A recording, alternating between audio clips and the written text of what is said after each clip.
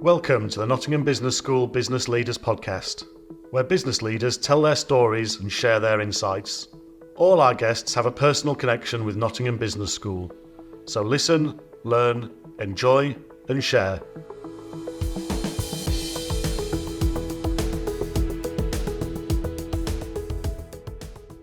Welcome to the latest episode of the Nottingham Business School Business Leaders Podcast with me, Mike Sassy. Entrepreneur, broadcaster, author, Michael Hayman is no ordinary communications consultant. The Seven Hills company he co-founded is one of the best-known corporate consultancies in the country. He himself has been described as one of the best connected men in Britain.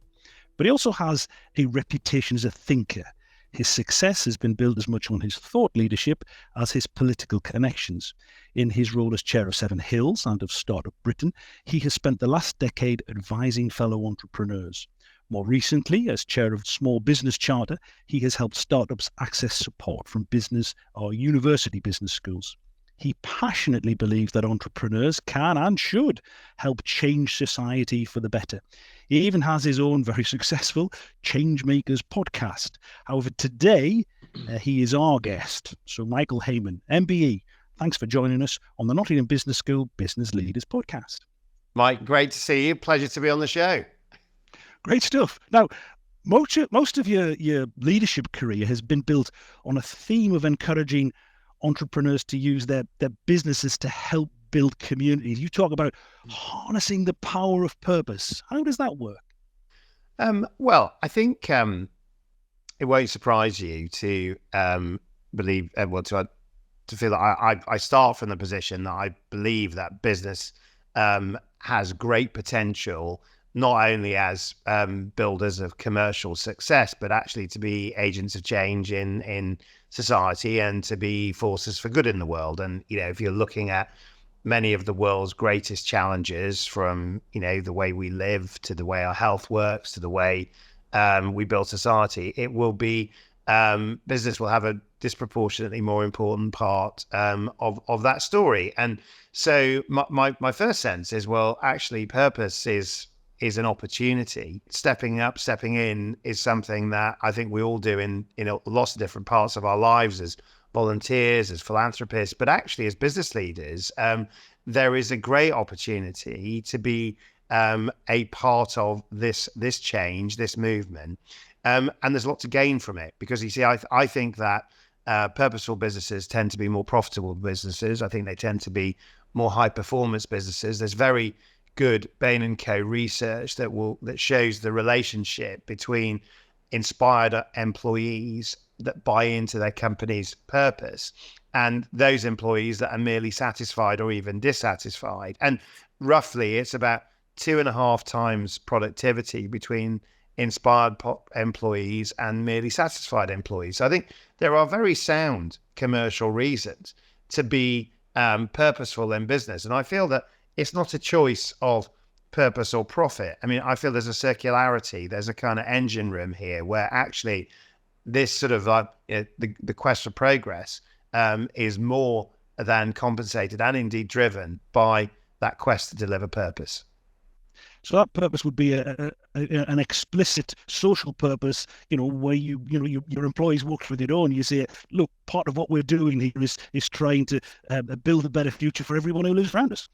Yeah, well, I mean, I think that's right. I mean, I start from a, fairly sort of basic position, which is that I think that there is a purpose in business because, you're employing people, you're serving customers, you're paying taxes, you're part of a responsible world of being an active corporate citizen in life. And I think that, that's the sort of the baseline. If you almost look at it like Maslow's hierarchy of needs, I mean, that's the equivalent of sort of like basic life essentials. I just think there's an opportunity to go further, do more, because I feel that by building inspiring environments for your company is that you build more relationship and connectivity with your customers, more relationship and connectivity with your stakeholders. So whether you're a publicly listed company or indeed you just want better relationships with your customers, my sense is that there is an increasing level of transparency and also interest in who we buy from, what they stand for, and how we ultimately behave. even in difficult economic times like we're experiencing? Yeah, well, that's a good question, and I think the key to this answer is not to be absolute, right? So there's no one there are always reasons to make different choices, right? And one of those is when times are tough. It is very, and you look at this recently with the debates over electrification, things like the ULEZ scheme in the recent Uxbridge by-election. I mean, they're all things where these are factors, right? But I think the onward trend, if you look at the way things are going, if you look at the way that technology is being adopted, is that we need business to be a force for good in the world, because that is where the majority of the innovation and progress is going to come from. And if you look at things like, for example, the development of technologies on AI, we need AI to be a force for good in the world. And so it's in everyone's interest, I think, that actually this sort of style of doing things is seen as much more mainstream, rather than you only can do it if you can afford it, which I think brings in policymakers and all sorts of other people to actually help make good decisions possible. Okay, so let's go back to the beginning. You were born and brought up in Sheffield in the 1970s. I was. You're still a Sheffield United fan. I am. I noticed from your social media. Did those years in any way shape your future leadership? Massively. I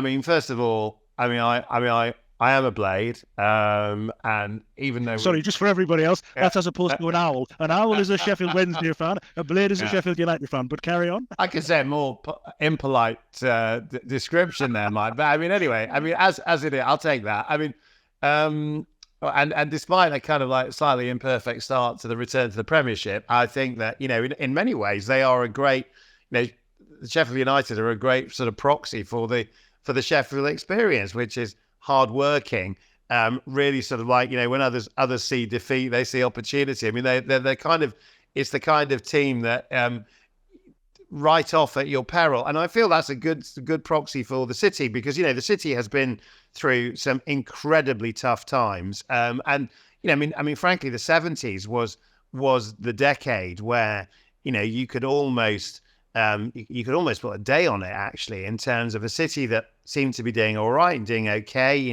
at the vanguard of steel production, and, a big city on a global stage, made in Sheffield, a brand known all over the world. And then, of course, the bottom fell out of that. And, sort of areas like Attercliffe, which we call the Golden Mile, which were, these sort of like service roads to, which were small entrepreneurs, small shops, people that were working.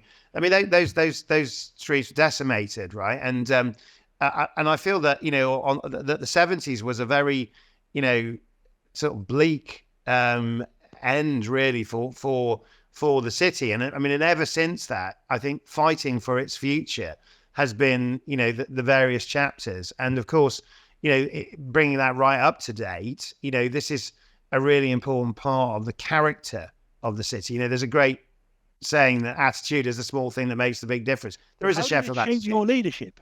I think that attitude made me resilient. I think it made me realistic. I think that, there's an element of, I think big Northern City life gives you a perspective. And I look at it as a bit of a secret superpower, because I think that what it does is that it means that, Northern cities by their nature are quite large cities, but they're also very small cities, as you'll know. People know each other. And actually, I think that when you're in a really massive city, that doesn't quite apply in the same way. So what it means is that all of the time you're having lots of different influences in your life that ultimately shape your worldview and shape your outlook.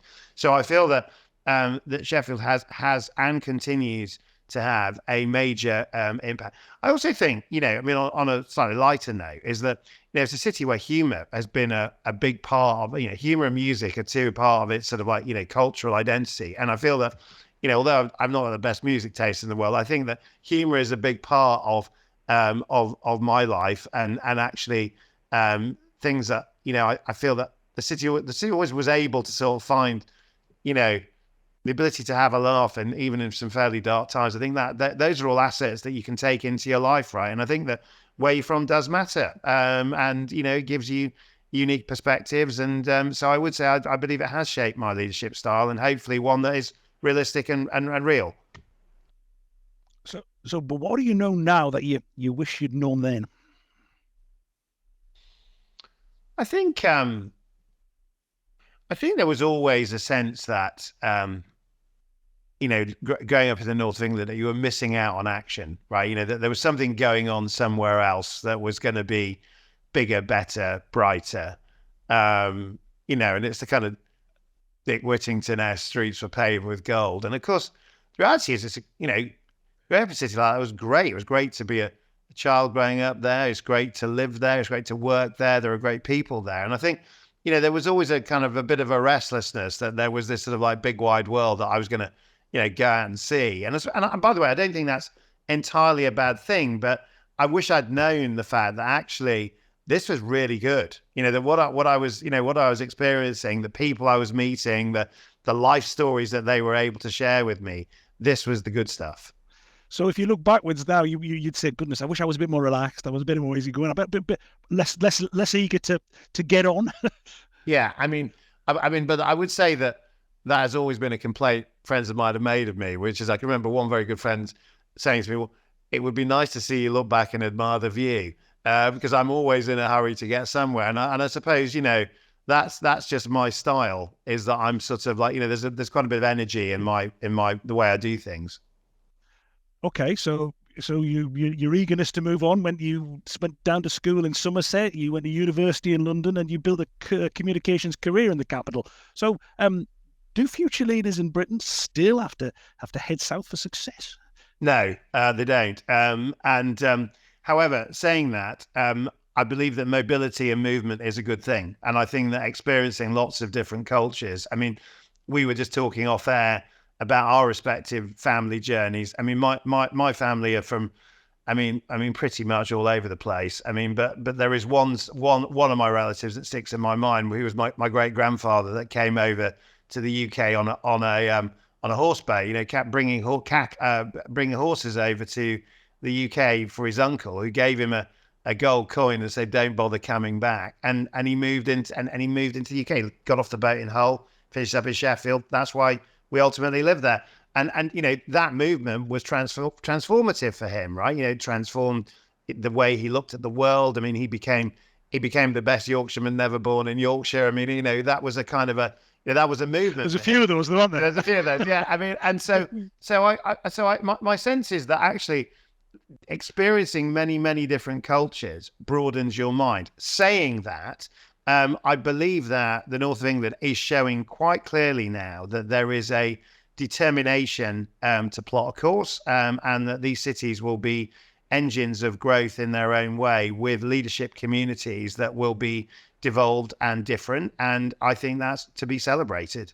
On the issue about heading south, I mean, the south will always, I mean, I think just to balance it off, I mean, the south of England is an essential part of the overall UK story as well. And I don't think there's anything to be ashamed of moving to London and having a career there, or having a career where you move back. I mean, I think that's all part of the experience that more and more people should have. I think the problems I have with it is that actually mobility is difficult. That actually for a lot of people that actually taking those choices is a really difficult thing to do. And I think that my hope for the future is that with a greater eye on things like devolution and moving things, that actually that in of itself will make the freedom of movement easier, more achievable, and that will enrich the life experiences of our people, that they can move around and experience life in lots of different ways. Okay, so that's mobility. Looking back again on reflection, in terms of your leadership, was it clear to you that whatever you did, you'd end up in charge? What? You're asking, was I an obnoxious child? I mean... No. I mean, you're probably captain of football teams and cricket teams and head boys and things of that nature, I wasn't actually. I actually was a late developer, Mike. I mean, I wasn't at the, right. I mean, I kind of, I found one good sport, swimming, that I got okay at in my teens, and that's quite a solitary sport, of course. You're not team leading with that. You are unless you're in relays, you are basically in a competition against another person, but really you've got to rely on yourself. Academically, I only came good in my A levels. I mean, and so that was quite a late developer. So I think in my early years, nobody really did. Nobody would have said, "Look, this is somebody that you want to go down to William Hills and put a bet on." I mean, this was like, there's sort of. I think what happened was that, I mean, back to the true grit and graft of the kind of Sheffield experience was that, I plodded on, and that plodding sort of got to a point where actually the plodding has started to sort of move a bit faster. And I think that slow start in life, in terms of, not really knowing what I wanted to do, not being particularly great academically, definitely not being sportily. I mean, I can't say that I'm sat here as a, somebody that had great sporting aplomb as a captain or as a whatever. That just wasn't my world. But I think it gives you a different perspective, right? Because I wanted to get good at stuff. And so therefore, I've always sort of like felt that my style is as the constant improver. I always want to get better. Okay. I mean, you talk there about being a late developer academically, but the question, I've done a lot of these podcasts, and every single person, every single leader brings up the importance of EQ as much as IQ. Yeah. I mean, I know you're a communications man by trade, but how much has your business success been based on your social skills? Well, I think EQ is more than social skills. I think EQ is about intuition, and it's about feel, and it's about, and I believe that there are an intangible set of skills which people could call common sense. They could call lots of different things, but it's ultimately about judgment, isn't it? In terms of actually, well, how do you judge a particular set of circumstances? I mean, how do you know that we're going to get on together? The things like first impressions, right? And actually how you form your judgments really do matter. So I feel that EQ is, I think social skills are, what do you like in a party? What do you like at saying hello to people? Do you like it? Do you not? I think EQ is much more about intuition and about your ability to read a situation, which I think is a really, really vital skill. And it's a sort of one that there are many, many leaders that are, tonally off because they're not really understanding, they're not situationally aware. They're used to leading. They've been protected in bubbles and environments. And I think EQ is about actually understanding the world around you and the people around you. And I think if that's what we're defining EQ as, I would say it is the most vital skill of all, and possibly the most difficult one to put your finger on. Can it be taught? Yes. The students, the leaders, the would-be leaders at Nottingham Business School, it's something that should be an essential part of what they study. Well, there is that theory of 10,000 hours, which is that what you pay attention to, you tend to get good at, right? And I think that because EQ is one of these things that is seen as, well, it's a bit hard to put your finger on. So what is it? It's intangible, isn't it? Therefore, I think that, there has been a tendency to dismiss it as, things like, well, it's charm, it's slickness, it's this, it's that. But the reality of it is anything but those things. It's the ability to be empathetic. It's the ability to see another person's point of view. It's the ability to be reasonable, right? And all of those things actually are things you can learn over time. They are behaviors that you can adopt, and there are experiences that you can learn from. And while I would say, and you'd expect me to share in the Small Business Charter to say this, is that I think business schools are a great place to learn those skills. I also think, an understanding of history is a really good way of learning those skills. How people have approached things in the past, where thought processes may or may not have led to the right decision or have led to the wrong decision. So I think experience hugely matters, and I think that actually how we learn is a really important part. And I think, in many respects, for many especially small firms, is that because you've got to make it up as you go along, because you don't have the benefit of experience or the benefit of learning, is that mistakes tend to be a really costly way of getting there. But to the point of actually, can you get better? Pretty much most things you can get better at with practice. Okay, so that's EQ. Another important leadership topic, risk. I saw you earlier this summer chairing a very high-powered discussion about the importance for leaders of taking risks to achieve success. So what have been the risks that you have taken in your own business career? Well, I think the biggest risk any entrepreneur takes is actually going to become an entrepreneur. You know, when I wrote a book called Mission, and one of the chapters is called Burn the Boats, and you know, to this day I still get comments on that chapter, because it's one that a lot of people feel, right? You know, if you're sat in decent work and you're sat, you know, as I was, newly married and with a new child on the way, you know, going home and saying, actually, I'm going to throw all that away and start a new business is a pretty risky thing to do. And actually, when you look back at it, and you know, and the only thing that's protecting you is a really, really naive statement, which is, well, if it all goes wrong, I can get a job. That's a pretty naive way of looking at it, because you can get a job with, you know, huge amounts of debt, huge amounts of problems that you're taking with you from that experience. And so I feel that, you know, the reason why we wrote that chapter as Burn the Boats is that if you're going to start a business, you've got to do it with 100% commitment. And it's very difficult to have a foot in both camps. And the Burning the Boats was a historical story about the conquistadors landing in Latin America, where the captains were ordered to burn the boats so the troops would march forward. I think there is something about you know, that you've got to be aware that when you're taking a risk, is that you can't be half-hearted about it. And I think starting that business was you know, when I look back to those early days of 2010, when we started Seven Hills, is that was an incredibly risky thing to do, given that I'd spent so long, you know, both my business partner, Nick, and I had got, you know, pretty good careers. We were well rated in what we did. We were sat, you know, in positions where in either way we'd travel, there were good options ahead. And then we decided to just have a go. And I think that was a pretty risky thing to do. It sounds like it. Especially when we got mortgages, you got kids on the way, all those, you know, all of that. Yeah. But with risk comes reward.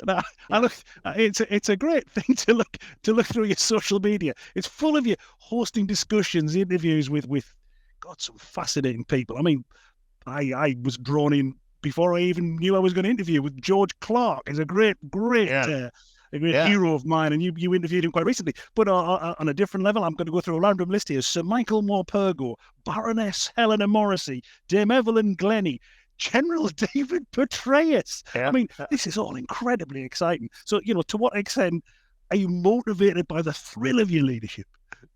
Well, I feel, you know, look, you're a great interviewer, which, you know, and I feel that great interviewers are good at questions, right? You know, and I feel that, you know, the art living a life in questions rather than trying to live a life in answers is, you know, makes a lot of things happen. I'm going to use that. Living a life in questions. That's a great line. Well, because I think that, you know, I mean, I can remember when I took the role I've got at the University of London, one of the deans turned around to me and said, you know, a great problem with entrepreneurs is they turn up with answers before they know what the questions are. And at first I thought, is that an insult? And then I thought, actually, that's brilliant, because, you know, it's true, isn't it? It's that, you know, that so much is made possible if you spend time thinking about, well, what do I want to learn from you, right? And that's what good interviewers do, right? Which is that they don't shut you down. They ask nice open questions so that you can reveal yourself. And I suppose with all the interviews that I've done is that, you know, I've got that reputation of you know, decent questions, and I always love that moment where somebody goes, "That's a good question," because in a way, as an interviewer, that is the ultimate sort of, you know, the ultimate compliment that you can be given. And I feel that you know, the interviews that I've taken, you know, with a lot of those characters and many others actually, are you know, they are an ability to see not my leadership but their leadership. You know, the opportunity is to sort of be a sponge for a moment to actually think about, well, how does that life, get to that point where to the outside eye, it looks like you're jumping from one rarefied height to another. And in almost every case, there are issues to do with self-doubt. There are issues to do with hurdles to overcome. There's drama in the script. There are things that, will drive people to go forward. And anyway, when people say to me, well, what was your favorite interview? Which I'm hoping you ask, because I always feel like Bruce Forsyth in saying, well, you're all my favorites, and I genuinely feel that every one of those people you mentioned, I loved interviewing them because they were so brilliant. I mean, Michael Morpurgo, the most gentle human being you've ever met, children's author, storyteller, Warhurst, Evelyn Glennie, I mean, incredible percussionist, Helena Morrissey in the City, David Petraeus, the sort of thinking general on and